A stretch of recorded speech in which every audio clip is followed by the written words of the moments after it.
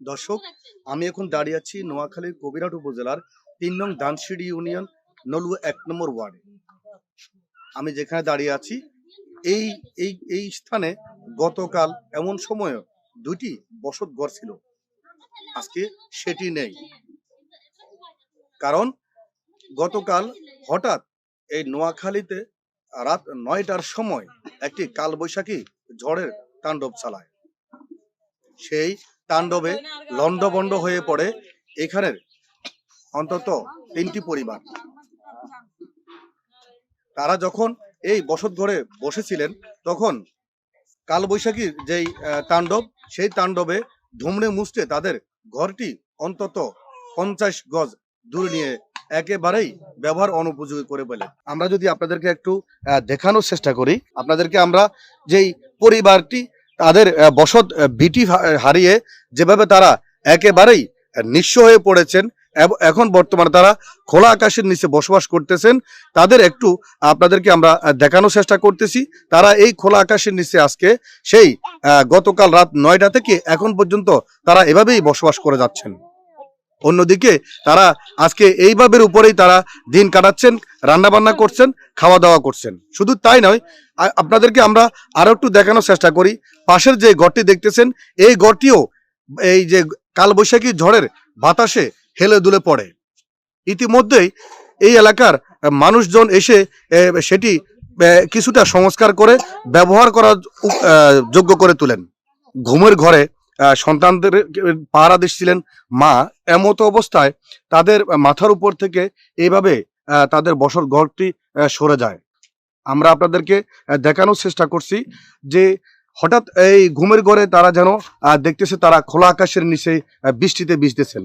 আসলেই এইভাবে অনাকাঙ্ক্ষিত ঘটনা আগে এই এলাকার মানুষ তেমন এভাবে দেখেনি। আপনাদেরকে যদি আমরা দেখাই, এই বসত ঘরটি যে ভিটি রয়েছে, ভিটি থেকে অন্তত আরো 50 গজ দূরে নিয়ে এভাবে ধুমড়ে মুচড়ে ফেলে একেবারেই ভেঙে চুরমার করে ফেলেন এবং যেটি ব্যবহার অনুপযোগী। আপনাদেরকে আমরা আরো জানিয়ে রাখি যে গতকাল ঘূর্ণিঝড় যখন চলে তখন এই এলাকাতে খুবই বিকট শব্দে একটি বজ্রপাত ঘটে। যে বজ্রপাতের কারণে এই এলাকার মানুষের ইলেকট্রিক যন্ত্রপাতির প্রচুর পরিমাণ ক্ষয়ক্ষতি হয়। যেমন ceiling fan, electric light, TV, fridge থেকে শুরু করে সকল ধরনের ইলেকট্রিক যন্ত্রাংশ একেবারে ব্যাপক ক্ষয়ক্ষতি হয়। তার সাথে সাথে এই এলাকাতে ২-৩টি বসত ঘর এভাবেই ধুমড়ে মুচড়ে একেবারে ব্যবহার অনুপযোগী হয়ে পড়ে এবং বর্তমানে যারা বসবাস করতেছেন একেবারে খোলা আকাশের নিচে, যখন বৃষ্টিতে ঘর ভেঙে নিয়ে চলে যায় তখন তারা অসহায়ের মতো তাকিয়েছিল। তখন কিন্তু বৃষ্টি এবং খুব বিকট শব্দে বজ্রপাত চলমান ছিল। এমত অবস্থায় সন্তানদেরকে নিয়ে কি করবেন মা, তখন কিন্তু এই মা কিন্তু একেবারেই অসহায় পড়ে আল্লাহর কাছে শুধু দোয়া প্রার্থনা করা ছাড়া আর কোনো কিছু করার ছিল না। আমরা যদি আপনাদেরকে আরেকটু দেখাই যে ঘর কথা বলছি, এই ঘরটি এখানে কিন্তু 2টি বসত ঘর ছিল। এই 2টি ফ্যামিলির ঘর এভাবে শূন্যের উপর উড়িয়ে চলে যায়। সেই একেবারে যেটি আপনাদেরকে আমরা জানাই, এই যে দেখতেছেন এটি যে চৌকি, এই চৌকির উপরে বাচ্চারা ঘুমেছিল। এই চৌকিতে কিন্তু বাচ্চাদেরকে পাহারা দিচ্ছিল তাদের মা।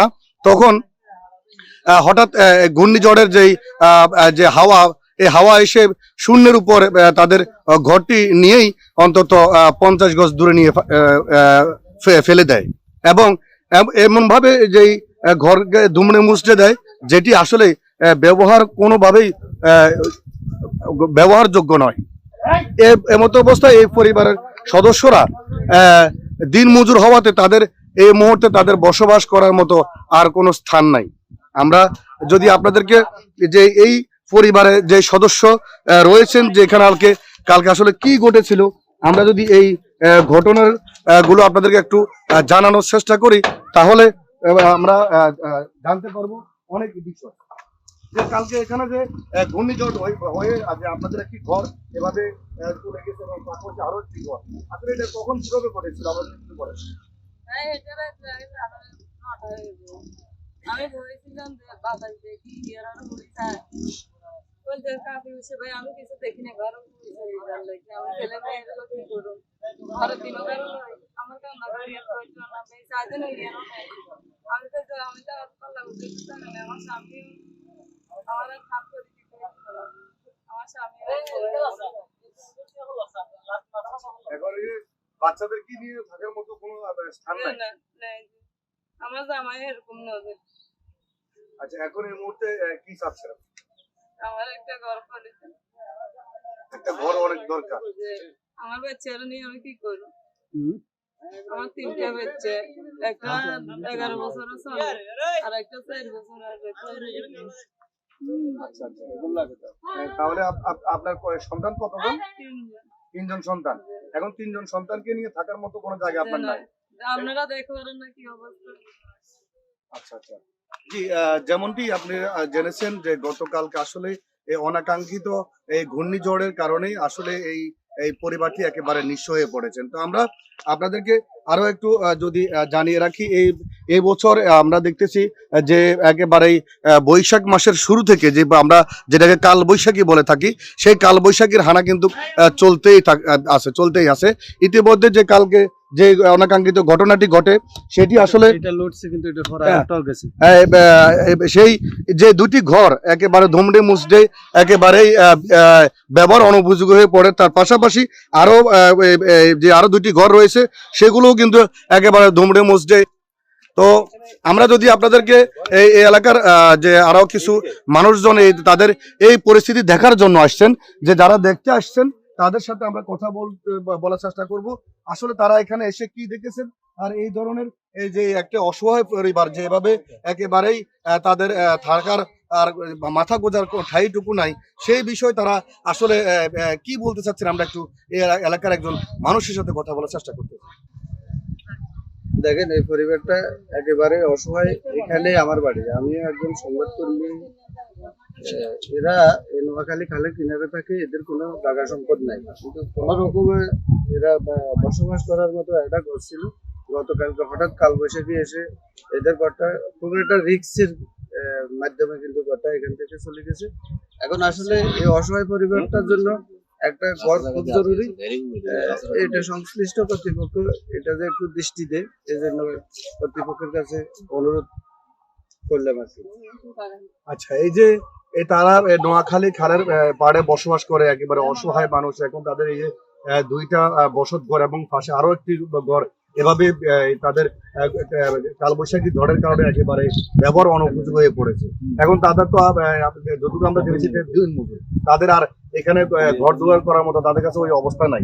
এই মুহূর্তে আপনারা এলাকাবাসী হিসেবে কি চাচ্ছেন যে তাদের একটু থাকার ব্যবস্থা তো করা দরকার? তাদের এই মুহূর্তে একটা যে কোনো ভাবে বাচ্চা কাচ্চা নিয়ে থাকার মতো একটা থাকার ব্যবস্থা করা জরুরি।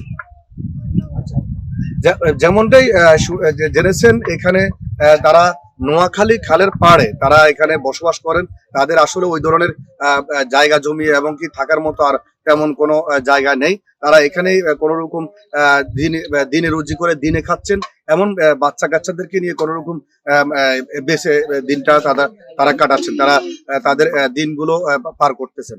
তো এই গতকালকে যে ঘটনাটি ঘটেছে, ঘটনা ঘটার পরে আসলে এখানে তাদের আর এই যে বসবাস করবে এবং কি তাদের আরো একটি ঘর এখানে নির্মাণ করে বাচ্চাদের কি বা থাকবেন এমন অবস্থা তাদের নেই। তো এমত অবস্থায় এই ক্ষতিগ্রস্ত পরিবারগুলো এবং এলাকার যে মানুষ জানিয়েছেন যেন এই যে সংশ্লিষ্ট কর্মকর্তা এবং বাংলাদেশ অন্তর্বর্তীকালীন সরকার এবং এই জেলা প্রশাসন, উপজেলা প্রশাসন থেকে শুরু করে দেশের যে বিত্তবান ব্যক্তিরা রয়েছেন, তারা যদি এই অসহায় পরিবারগুলোর পাশে এসে না দাঁড়ান, তাহলে তারা এই সামনে যে বর্ষা মৌসুম, এই বর্ষা মৌসুমে তারা যে কোথাও যে মাথা গোজাবে থাকবে সেই জায়গাটুকু নাই।